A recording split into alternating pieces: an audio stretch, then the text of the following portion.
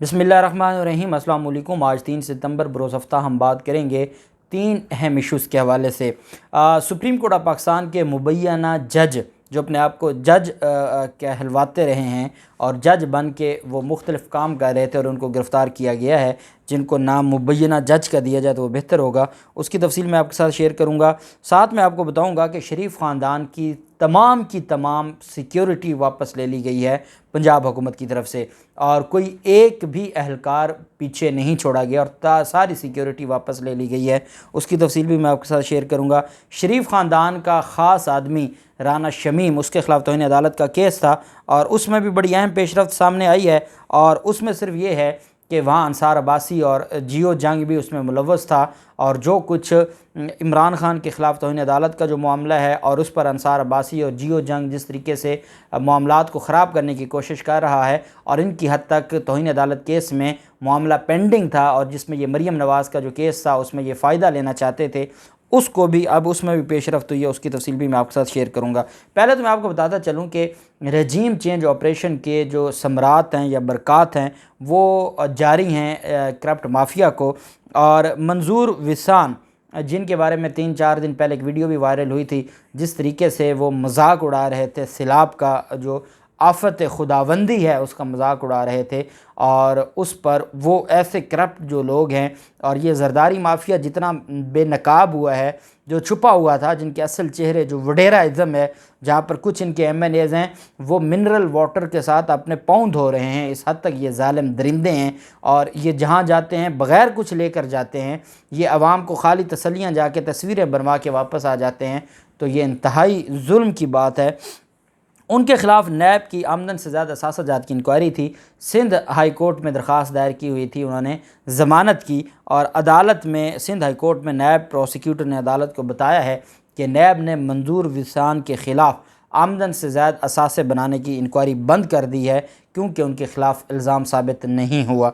चूँकि वो रजीम change operation हो गया है, उसके बाद वही हुकूमत हमारे ऊपर मुसल्लत कर दी गई है जो ख़ुद करप्ट थे, जो करप्शन केसेस में मुलव्वस थे, जिनके ख़िलाफ़ केसेस पर अदालत को हाई प्रोफाइल केसेस के लिए नोटिस लेना पड़ा और उसका रिकॉर्ड मंगवाना पड़ा।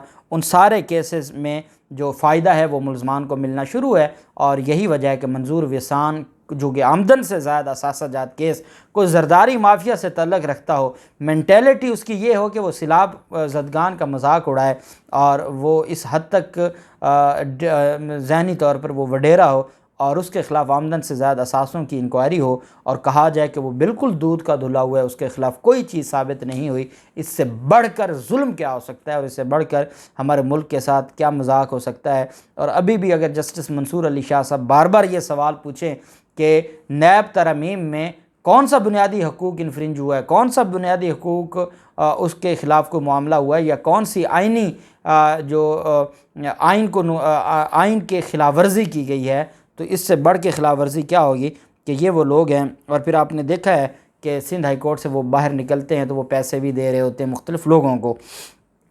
दूसरी तरफ एक अफवाह फैलाई जा रही थी और वो इस्लामाबाद पुलिस की तरफ से और जियो की तरफ से, और वो ये थी कि इमरान खान की सिक्योरिटी पर माहाना 2 करोड़ रुपए अखराजात आ रहे हैं। पाकिस्तान तहरीक इंसाफ ने इस्लामाबाद पुलिस से उन 2 करोड़ अखराजात की तफसीलात तलब कर ली हैं और वजारत दाखिला से कि इमरान खान की कौन सी ऐसी सिक्योरिटी आपने दी हुई है जिस पर 2 करोड़ रुपए लग रहे हैं। और उन्होंने कहा कि इमरान खान के ख़िलाफ़ आप जो मरासला भेजते हैं और वो जो मरासला रिकॉर्ड पर है, वज़ीर दाखिला कहते हैं कि 266 अहलकार समेत सिक्योरिटी अखराजात की आप कहते हैं कि जो उसकी तफसीलात हैं, लेकिन पाकिस्तान तहरीक इंसाफ की क़यादत कहती है कि हमने तो बनी गाला के आसपास सिवाय चंद अहलकारों के जो 1 दर्जन के बराबर होंगे, उसके अलावा हमने वहाँ कभी देखा कोई नहीं।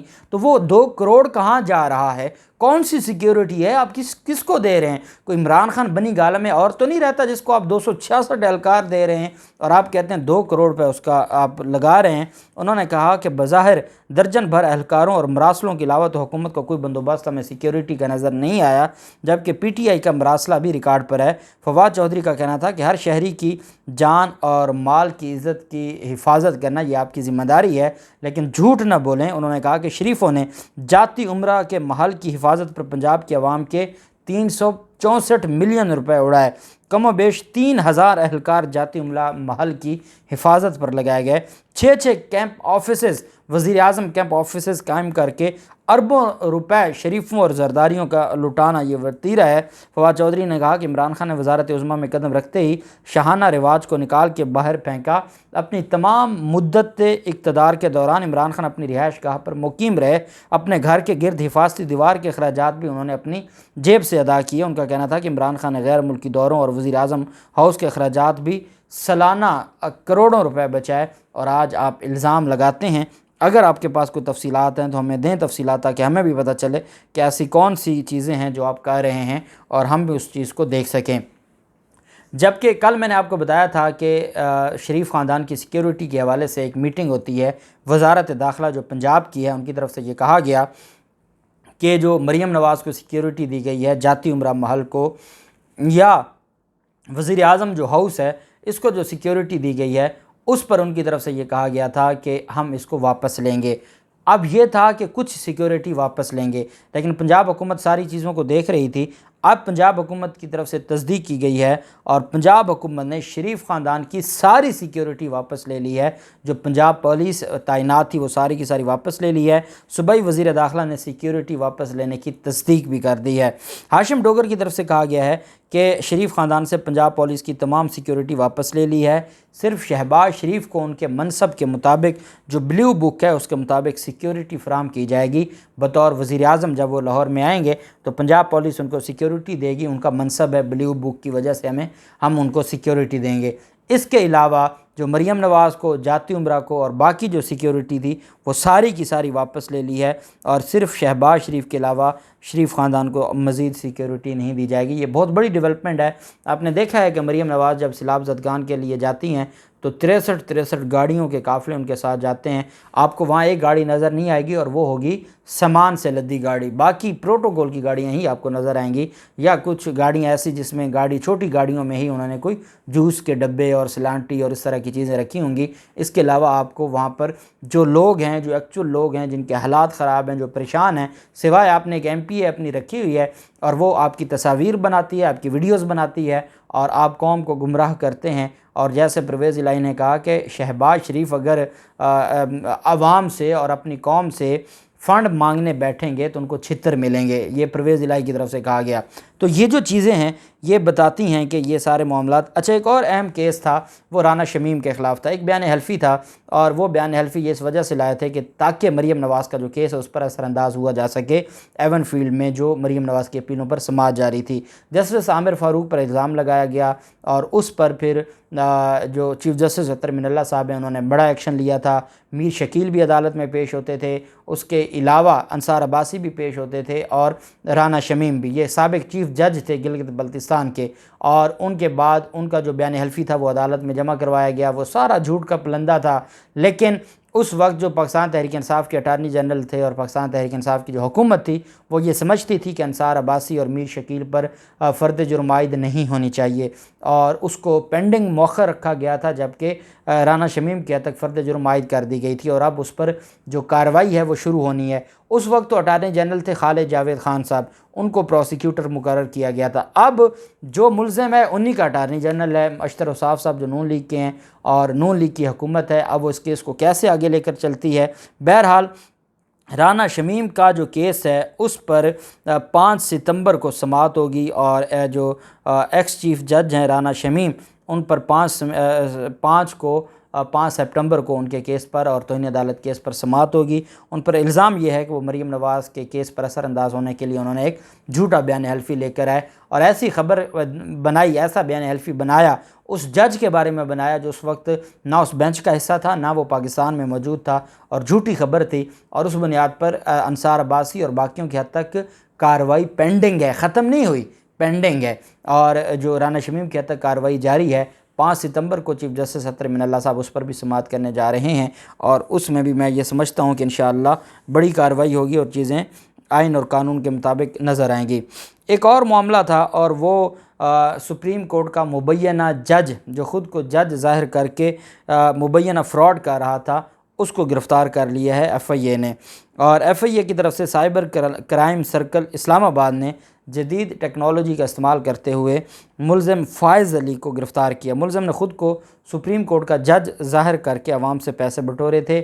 FIA हुकाम का कहना है कि मुलज़िम ने मुतअद्दिद सरकारी अफसरान को अख्तियारात के नाजायज़ इस्तेमाल पर उकसाया। मुलज़िम ने हुकूमती नुमाइंदों को भी धोखादही से अख्तियारात के नाजायज़ इस्तेमाल पर उकसाया। FIA का कहना है कि मुलज़िम के ख़िलाफ़ साइबर क्राइम सर्कल कराची में भी मुकदमा ज़ेर तफ्तीश है। अब आप देख लें हमारे मुल्क में कि साबिक जो एक जाली चेयरमैन नैब भी थे और DG नैब लाहौर भी साबिक जो जाली थे, अब जाली सुप्रीम कोर्ट का जज बन गया है। और आप अंदाज़ा लगाएं हमारी ब्यूरोक्रेसी और हमारे हुकूमती जो लोग हैं वो कितने करप्ट हैं कि वो इस तरह जाली लोगों से भी खौफज़दा हो जाते हैं। इनके खौफ की वजह से आपको याद होगा वो जो जाली चेयरमैन नैब और उसका बेटा बना था कराची में, उसने मुराद अली शाह के बहनोई को भी लूट लिया था, कई करोड़ रुपए उससे ले लिए थे। तो ये क्योंकि ये करप्शन में काने होते हैं और खौफ के मारे होते हैं, और जब इनको कोई ब्लैकमेल करता है तो ये ब्लैकमेल हो जाते हैं अपनी करप्शन बचाने के लिए, अपने ओछे हटकंडे, अपने जो जाल साजियाँ हैं, फ्रॉड है, उनको बचाने के लिए ये किसी भी फ्रॉडिये के हाथ जल्दी से ब्लैकमेल हो जाते हैं और उसके बातों में आके या खौफ में आके ये उसको करोड़ों रुपए दे देते हैं। अब ये मुलज़िम गिरफ़्तार हुआ है जो अपने आप को सुप्रीम कोर्ट का जज कहता था। अब अगर कोई जाल साजी से सुप्रीम कोर्ट का जज बन जाए तो फिर तो इस मुल्क में अल्लाह ही हाफिज़ है। अब देखते हैं कि इनके ख़िलाफ़ क्या कार्रवाई होती है और क्या यही अदालतें उनको ज़मानत देती हैं। जो भी तफसीलात होंगी आपके साथ शेयर करते रहेंगे। अल्लाह पाक पाकिस्तान कामयाब नासिर हो। बहुत शुक्रिया। अल्लाह हाफिज़। पाकिस्तान ज़िंदाबाद।